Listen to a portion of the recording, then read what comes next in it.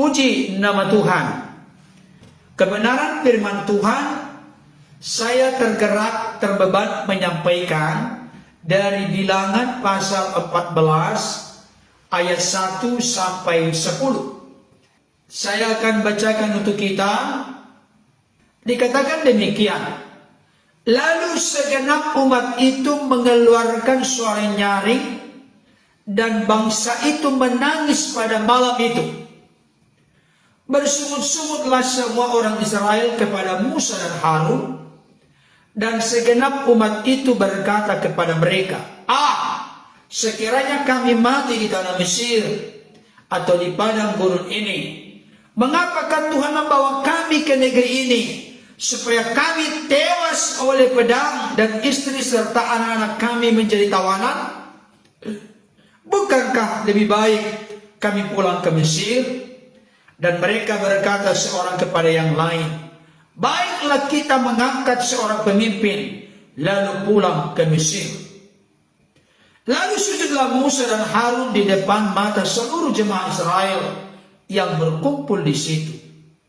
Tetapi Yosua bin Nun dan Kaleb bin Yefun, yang termasuk orang-orang yang telah mengintai negeri itu, mengoyakkan pakaiannya dan berkata kepada segenap umat Israel, negeri yang kami lalui untuk diintai itu adalah luar biasa baiknya. Jika Tuhan berkenan kepada kita, maka Ia akan membawa kita masuk ke negeri itu dan akan memberikannya kepada kita, suatu negeri yang berlimpah-limpah susu dan madunya. Hanya janganlah memberontak kepada Tuhan, dan janganlah takut kepada bangsa negeri itu, sebab mereka akan kita telan habis. Yang melindungi mereka sudah meninggalkan mereka, sedang Tuhan menyertai kita. Janganlah takut kepada mereka. Lalu segenap umat itu mengancam hendak melontari kedua orang itu dengan batu. Tetapi tampaklah kemuliaan Tuhan di kemah pertemuan kepada semua orang Israel.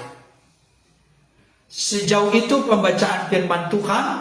Tentu yang berbahagia adalah saudara dan saya, kita semua, pribadi lepas pribadi, keluarga lepas keluarga, yang benar-benar mendengar firman Tuhan dan yang memelihara dalam hidup kita hari lepas hari.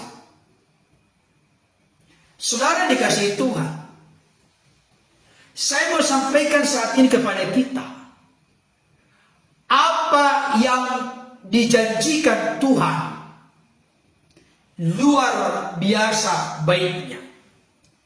Saya ulangi kembali, tolong ini dicamkan, diperhatikan, diresapi sekaligus dipegang teguh di dalam roh dan hati kita masing-masing. Apa yang dijanjikan Tuhan luar biasa baiknya. Kenapa saya berkata demikian? Mari coba soroti dan perhatikan ayat yang ke-7 dari bacaan kita tadi. Dan berkata kepada segenap umat Israel, negeri yang kami lalui untuk diintai itu adalah luar biasa baiknya. Inilah janji Tuhan pada kala itu, masa itu, kepada bangsa Israel. Negeri yang luar biasa baiknya. Tetapi saya mau sampaikan kepada kita saat ini, di sini ada janji,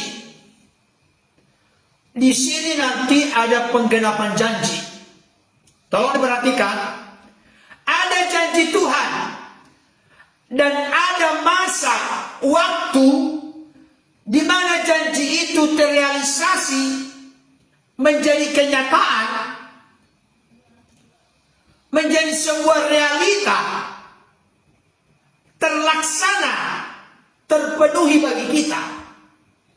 Perhatikan baik, janji Tuhan, di mana janji itu ada waktu untuk penggenapan janji itu. Dan jangan lupa, yang berjanji kepada kita bukan manusia yang seringkali mengecewakan, mengingkari janji. Tetapi Tuhan yang berjanji. Maka nanti kalau Bapak Saudara baca di dalam kitab Ibrani dikatakan, Tuhan berjanji demi dirinya, bahkan bersumpah demi dirinya, mengikat dirinya dengan sumpah atau janji. Ini menunjukkan tidak mungkin meleset, tidak mungkin ada perbantahan, tidak mungkin ada perlawanan terhadap janji Tuhan. Tetapi saya perlu sampaikan secara terbuka, jujur saat ini kepada Bapak Ibu Saudara, antara janji dengan penggenapan janji ada waktu, ada kesempatan, ada proses, ada hal yang harus kita lewati dan lalui. Nah, apa maksudnya ya Bapak Saudara? Itulah yang terjadi dengan bangsa Israel. Sebelum bangsa Israel masuk ke tanah Kanaan, tanah perjanjian yang berlimpah-limpah susu dan madunya, janji yang sangat luar biasa, janji yang terbaik yang Allah siapkan kepada mereka. Tuhan memerintahkan Musa untuk mengirimkan 12 pengintai untuk mengintai negeri Kanaan. Dan jangan lupa, 12 pengintai itu adalah mewakili para pemimpin dari setiap suku Israel. Kita tahu suku Israel itu ada 12. Dan Tuhan memerintahkan Musa untuk mengirimkan 12 orang, satu orang mewakili setiap suku untuk mengintai tanah Kanaan. Pendek cerita, apa yang kita baca pada kesempatan ini Bapak Ibu Saudara, ini sudah merupakan rangkaian cerita bagaimana di pasal 13 mereka pergi untuk mengintai tanah Kanaan. Mereka membawa hasil dari tanah Kanaan itu. Dan mereka memberikan laporan kepada Musa, Harun, dan seluruh Israel. Ternyata laporan mereka itu memang ada beberapa jenis. Yang pertama, ada yang merupakan realita kenyataan. Tapi ada juga yang ditambah atau dibumbu-bumbui, bahasa lain, kabar burung, kabar busuk, kabar yang tidak benar, dilebih-lebihkan, ditambah-tambahin. Bahasa sekarang gaya bahasa hiperbola, diperbesar-besar. Saudara yang dikasih Tuhan, dengarkan baik, perhatikan. Yang diutus oleh Musa mengintai tanah Kanaan ada 12 orang. Perhatikan baik. Mereka mengintai tanah yang sama, geografisnya, letaknya sama, situasi kondisi keadaannya yang sama. Tetapi laporan dari 10 orang berbeda dengan laporan dari 2 orang. Saya mau kasih tahu ini gambaran kehidupan orang Kristen di akhir zaman ini. Kita sama-sama hidup di dunia ini. Kita sama-sama menyaksikan realita kenyataan apa yang terjadi di dunia ini, apalagi di era media sosial, internet yang begitu canggih, begitu maju sekarang ini. Berita di luar negeri bisa kita tahu sekejap mata oleh karena begitu dahsyatnya dunia internet, ilmu pengetahuan teknologi, termasuk media sosial yang semuanya ada di ujung jari sekarang. Semua kita sama-sama bernapas, sama-sama hidup, sama-sama berkarya, sama-sama melihat kenyataan, realita kehidupan. Tapi ada banyak orang-orang Kristen mirip seperti yang 10 orang, ada segelintir orang yang mirip seperti yang 2 orang, yaitu Yosua dan Kaleb. Saudaraku yang dikasihi oleh Tuhan, kenapa berbeda perspektif mereka, berbeda pandangan mereka? Apa yang membuat berbeda? Padahal mereka melihat daerah yang sama, wilayah yang sama, tanah Kanaan yang sama, mereka sama-sama melangkah ke sana. Mereka melihat ada di sana memang kesukarannya, ada kesulitannya, ada berkatnya, ada kebaikannya, dan lain sebagainya. Tapi ketika mereka pulang memberikan laporan yang kontradiksi sama sekali dengan apa yang dikatakan dan disimpulkan oleh Yosua dan Kaleb. Saudara yang dikasihi oleh Tuhan, saya mau sampaikan kepada kita saat ini, tolong kita jujur menjawab pada kesempatan ini. Kita kelompok yang mana? Kelompok yang 10 orang pengintai, atau kelompok 2 orang Yosua dan Kaleb? Coba kita jujur. Ada orang memberikan ungkapan kejujuran adalah awal dari sebuah perubahan. Keterbukaan adalah awal dari sebuah pemulihan, transformasi, pembaharuan dalam hidup kita. Adakah kita model seperti yang 10 orang ini? Mereka menambah-nambahi, membumbui laporan mereka sehingga menimbulkan ketakutan, kecemasan, kemarahan, tangis yang begitu luar biasa, nyaring bagi bangsa Israel. Laporan dari 10 orang ini menimbulkan sungut-sungut bagi seluruh rakyat Israel. Bahkan ayat yang kita baca tadi, sampai mereka kompak sepakat dan sehati ingin melempari Yosua dan Kaleb dengan batu. Karena apa yang disampaikan oleh Yosua dan Kaleb, mereka tidak setuju. Mereka lebih mendengarkan suara-suara yang disampaikan oleh 10 orang. Memang begitu kehidupan di dunia ini, Bapak Ibu Saudara. Kalau yang menyuarakan sesuatu yang negatif banyak, maka seringkali kita condong mengikuti yang negatif tersebut.